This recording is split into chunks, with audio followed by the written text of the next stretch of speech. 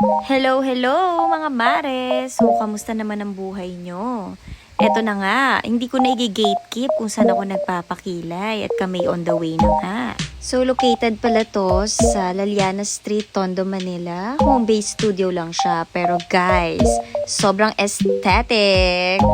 O diba, kasama ko pala yung friendship ko dyan na budol ko siya at sisimulan na nga. O pak, sino ka, church? Ayan, no more gatekeeping na mga mare. So, simulan na nga natin. Ayan na nga, yung unang step, nilagyan kami ng anesthesia ng aking friend. Tapos yung second step, ayan, magdududal siya sa face mo at idodrawing niya yung kinabukasan mo. Charis! Pero hindi, kailangan niya lang pantayin. Ayan. O, pak, sino ka talaga, Chart? Ayan, kitang-kita naman kung gaano siya kagaling. Ang dami niyang trophy. Madalas first placer siya sa mga semi-permanent makeup na competition, ganon. 'Di ba? Ang galing. And ayan na nga, ito na yung pinaka-procedure. Actually, mabilis lang to. Siguro pinakamatagal na yung 1 oras.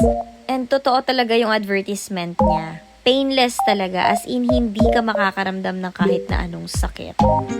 At the same time, hindi rin siya time-consuming kasi talagang nag-value siya ng oras ng ibang tao. At napaka-polite pa ni Miss Hillary. So, talagang 1,000 over 10 talaga. So, ayan. May mga first layer, second layer, and unang layer pa lang, kitang-kita mo na talaga. Sobrang ganda niya gumawa. Diba? Ayan. So, hindi ko na na-record yung sa akin, pero ito yung finished product. So, ayan. Kita mo naman. Pak! By the way, it's not my first time kasi nag-touch up lang ako. Pero yung friend ko, first time niya. Pero tignan mo naman, walang pinagkaiba, di ba? Anyway, thank you for watching. Pero ito pala yung home-based studio nila.